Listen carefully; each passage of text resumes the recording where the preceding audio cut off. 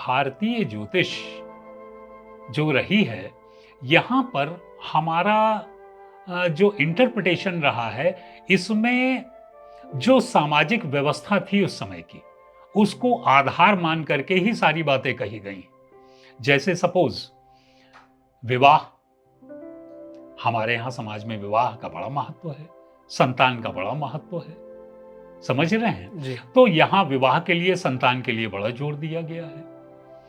पश्चिमी ज्योतिष में परिवार इतना महत्वपूर्ण नहीं है, तो उन्होंने क्या किया, उन्होंने कहा कि your character is your destiny.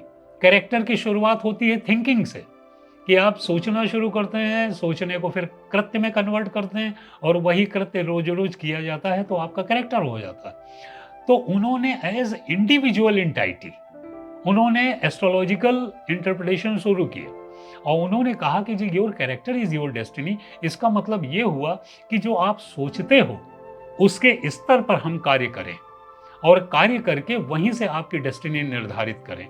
यानी अगर हमें कोई रेमेडियल इश्यूज देने हैं तो हमें आपकी सोच को बदलना होगा, आपकी साइके को बदलना होगा। आज की मेडिकल साइंस कहने लगी है कि your more than 75% diseases are psychosomatic, आपके मन से पैदा हो रही है। तो यानी उनका सारा का सारा जोर मन पे बहुत है, मन पे हमारा भी जोर है, लेकिन ज्योतिष की पूरी गणना वो कहीं परिवार की यूनिट को मान करके घूमती है। माता पिता, वो अपने माता पिता को पहले ही छोड़ देते हैं, वो इंडिविजुअल एंटाइटी पे। दूसरी बात क्या है, उनका जो बेस है वो आज के वैज्ञानिक आधार पर बिल्कुल साइकोलॉजिकल है और पैरासाइकोलॉजिकल है। आज के युग में ज्योतिष, अमेरिका का जन्म ही लगभग, या हम कहें पश्चिमी विज्ञान का जन्म ही लगभग 300 वर्ष पूर्व हुआ है। तो वो उनके जो इंटरप्रिटेशन है वो आज के आधुनिक विज्ञान और आधुनिक मनुष्य से काफी मेल खाते हैं। मेरे यहाँ वैदिक ज्योतिष में 5000 सालों से कोई शोध नहीं हुई, तो शोध न होने के कारण हमारे यहाँ जो गणना के तरीके हैं, जो वे ऑफ इंटरप्रिटेशन है, वो परिवार को मान करके ही वहीं पर केंद्रित है। मेरी बात आप समझ रहे हैं? जी। दूसरी बात मैं कहना चाह रहा हूं, पश्चिम बुद्धि वैज्ञानिक बुद्धि है, उनके सोचने का ढंग लॉजिकल है, हमारा सोचने का ढंग इतना लॉजिकल नहीं है। उनको जो चीज समझ में नहीं आती है उसको वो वैज्ञानिक दृष्टिकोण से उनके आधार पर सही नहीं बैठती है तो वो उसे इग्नोर कर देते हैं। फॉर एग्जाम्पल, हमारे यहाँ वैदिक ज्योतिष विंशोत्तरी दशा को बहुत महत्व देती है। विंशोत्तरी दशा माने एस्ट्रोलॉजिकल वॉच। हमने आपकी हॉरोस्कोप तो देख ली कि भाई ये बड़ा मकान भी बनाएंगे, ये बहुत अच्छे इंजीनियर बनेंगे, ये खूब सारा धन भी कमाएंगे, लेकिन ये सब पाएंगे कब? इस कब के टाइम के फिक्सेशन का एस्ट्रोलॉजिकल वॉच विंशोत्तरी दशा का उपयोग करते हैं, और भी बहुत सारी चीजों का उपयोग करते हैं, लेकिन विंशोत्तरी दशा का मूलतः उपयोग। वेस्टर्न एस्ट्रोलॉजी को विंशोत्तरी दशा बहुत लॉजिकल नहीं लगी और उसने टाइम के फिक्सेशन के लिए नए टूल्स तैयार किए। वो नए टूल्स हैं secondary progression, primary progression, solar revolution, synodical lunation, ये सब चीजों का वो टूल्स के द्वारा टाइम का फिक्सेशन करते हैं। उन्होंने कहा, एक छोटा सा एग्जांपल देके आपको पश्चिम और पूर्वी ज्योतिष के हिसाब से समझाने की कोशिश करता हूं। हम लोग समाज की व्यवस्था के हिसाब से ही, कोई भी समाज किसी भी प्रकार की खोज करता है। अब जैसे कम्युनिज्म का है तो कम्युनिज्म में न कोई गरीब होता है न कोई अमीर, सभी को बराबर धन मिलता है, सभी को रहने खाने पीने की व्यवस्था सरकार करती है। कोई समाज ऐसा भी हो सकता है जिसमें विवाह होता ही ना हो, बिना विवाह का भी समाज हो सकता है। अपने यहाँ जो समाज था वो सारा विवाह, परिवार और इन सब पे फोकस्ड था, और हमारे समाज में जो व्यवस्था थी वो अंतिम यात्रा, अंतिम मंजिल थी मोक्ष। मोक्ष का मतलब होता है इस अक्ष से मुक्ति। अक्ष क्या होता है? सुख और दुख, गरीबी और अमीरी। जो चीजें हैं सब ड्वेल से बनी हुई हैं, द्वंद्व से बनी हुई हैं, दो दो चीजों से बनी हुई हैं, और हम इन दोनों से मुक्त हो जाएं तो हम जीवन के हर पहलू को जी लेते थे, और उसके बाद अंतिम लक्ष्य होता था मुक्ति, तो हम मोक्ष की तरफ तो जो समाज सोचता है, उसी समाज के जो वैज्ञानिक होते हैं, उनकी भी तो कंडीशनिंग वैसे ही हो जाती है। जी। तो उसी तरह की वो सोच पर निकलते गए। हमारे यहाँ मोक्ष, और मोक्ष में शनि का सर्वाधिक महत्वपूर्ण योगदान है। शनि यानी अब अंधेरा आ गया, अब रात का जीवन आ गया, अब जीवन समाप्त हुआ। शनि यानी त्याग। अब हमारे यहाँ जो 4 वर्ण की व्यवस्था थी कि अंत में वानप्रस्थ और फिर सन्यास। तो सन्यास ये आदिकाल से हमारे यहाँ सोचा गया है। आप देख रहे हो, ब्रह्मचर्य, गृहस्थ। तो हमारे वैज्ञानिकों ने, हमारे ऋषियों ने भी इसी ढंग से सोचा, और उन्होंने कहा कि भाई जो जरूरत है वो तो शनि समाप्त हुआ। ऐसा नहीं कि उनको यूरेनस नहीं दिख सकता था। जो बिना किसी टूल के बुध, मंगल, शनि, बृहस्पति सब देख सकते हैं, तो उनको यूरेनस न दिखाई पड़ा हो, ऐसा बिल्कुल नहीं सोच सकते हैं। शनि के बाद ही तो यूरेनस है, और उसके बाद फिर नेपच्यून आते हैं, फिर प्लूटो आते हैं। तो लेकिन उन्होंने अपने जीवन के सामाजिक परिवेश के हिसाब से फिक्स कर दिया कि अब शनि में पहुंच गए, अब सब समाप्त हुआ, अब बिल्कुल हम सन्यास के स्टेज पर आ गए, अब हमें मुक्ति मिली। तो उन्होंने शनि पे ले जाकर के छोड़ दिया था। जी। ऐसा नहीं कि जानते नहीं थे। पश्चिम सभ्यता, उसके पास मोक्ष जैसा कोई शब्द नहीं है।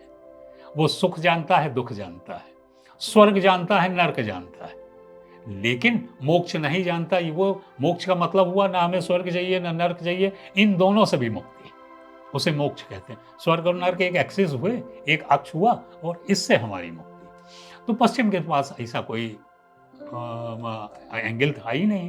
तो उन्होंने यूरेनस को भी सोचा, नेपच्यून को भी, और जो जो दिखता जा रहा है, फिर चिरॉन को भी, और उसके इफेक्ट देखने शुरू किए ह्यूमन बीइंग पर। तो वो साफ दिखने लग गए कि भाई आजकल जो नई नई बीमारियां पैदा हो रही हैं, बड़ी बड़ी बीमारियां पैदा हो रही हैं, एड्स आई, कैंसर डेवलप हो रहा है।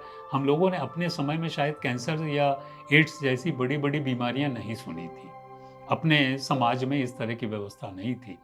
लेकिन आज के समय में जो पूरा का पूरा सामाजिक परिवेश बदला, पूरा विश्व बदला, पूरी दुनिया एक दूसरे से जुड़ गई, एक दूसरे की संस्कृति एक दूसरे में मिल गई, जीना, खाना, पीना, रहना, परिवार, सब कुछ मिक्स हो गया।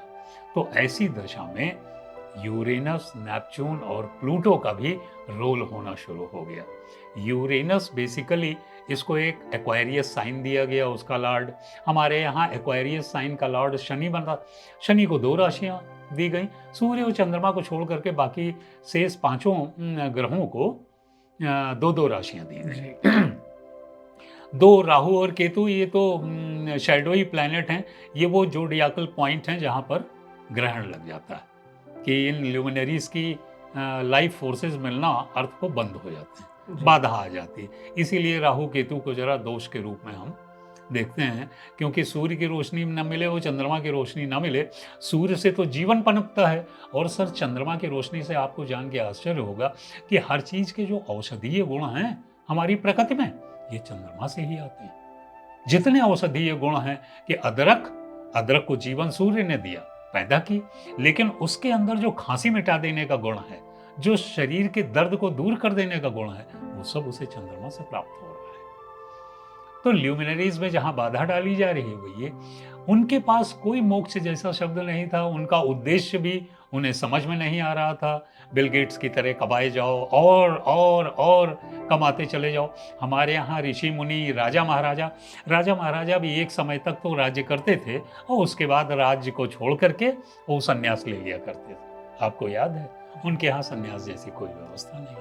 तो ये नए नए ग्रहों को सम्मिलित किया, उसका अध्ययन किया, उसमें यूरेनस भी, नेपच्यून भी, प्लूटो भी। अब बात यह आती है कि जो ग्रह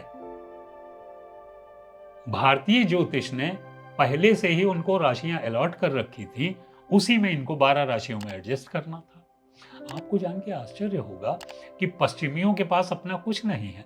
उनका जो 9 कहलाता है, वो हमारे संस्कृत शब्द 9 से बना, 9 यानी 9। जो उनका 8 कहलाता है, वो अष्ट से यहां बना हुआ है। जो वो थर्ड कहते हैं, सर थर्ड की स्पेलिंग वो संस्कृत में तृतीय लिखी है, तृतीय बिल्कुल सेम है। तो जो ज्योतिष की वजह से ही अंक गणित का जन्म हुआ भारतीय परिवेश में, भारत ने ही दुनिया को ज्योतिष दी, यहां से सुमेर पहुंची, सुमेर से पश्चिमी देशों की सभ्यताओं में पहुंच गई। फिर चूंकि उनके यहाँ जैसा सामाजिक परिवेश था, उन्होंने उस हिसाब से अपने ढंग से इसका इंटरप्रिटेशन करना शुरू किया, अपनी अपने नए ढंग से और खोजें करनी शुरू की, क्योंकि उनकी पूरी की पूरी बुद्धि वैज्ञानिक है। वो इस तरह के हैं कि वो मान लेने वाले नहीं हैं, वो जान लेने वाले हैं। तो उन्होंने कहा मैं जान के रहूंगा। तो ये नए नए ग्रह पढ़ते गए और उनका अध्ययन किया, तो देखा उन्होंने कि यूरेनस, अब दिक्कत हुई कि कहाँ इसे बैठाला जाए। तो यूरेनस को एक्वायरियस की जो बेसिक केमिस्ट्री है साइन की, जो बेसिक कैरेक्टरिस्टिक्स है, उसके साथ बड़ा सिमिलर पाया। एक्वायरियस साइन भी is the sign of research, activity in groups, और यूरेनस में भी सम्मिलित किया गया। आज जो नई नई बड़ी बड़ी बीमारियां पनप रही है ना सर, वो इन्हीं ग्रहों को देखा जा रहा है, इनका बड़ा रोल है। नेपच्यून ये सी को गवर्न करता है। हमारे यहाँ वरुण देवता इसके देवता बनाए गए। ऐसा नहीं कि हमारे ऋषियों को पता नहीं था, लेकिन इनको महत्व नहीं दिया। आपने नाम सुना होगा अरुण, वरुण और यम जी। अरुण हिंदी में यूरेनस को कहते हैं, वरुण हिंदी में नेपच्यून को कहते हैं, और यम प्लूटो को कहते हैं। अब आधुनिक जानकारी थी, आधुनिक दुनिया में उन्होंने गहन शोध की और शोध करके इनकी उपयोगिता जानी। अब जैसे चिरॉन एक प्लैनेट उन्होंने डिस्कवर किया, अभी रिसेंटली डिस्कवर किया गया है, इसकी एफिमरीज हम लोगों के पास आ गई। इस पर जो उन साइंटिस्ट ने रिसर्च किया है, वो उनकी फाइंडिंग्स भी आई, और उन्होंने ये कहा कि शनि के बाद के जितने भी प्लैनेट हैं ट्रांस सैटर्नियन ये कहलाते हैं, और इनके इम्पैक्ट डायरेक्ट फिजिकल बॉडी पे ना हो करके साइकिक बॉडी पे ज्यादा होते हैं। ये हमको उस स्तर पर ज्यादा प्रभावित करते हैं। तो चिरान का जो सिंबल दिया, उन्होंने कहा वुंड ऑफ द सोल,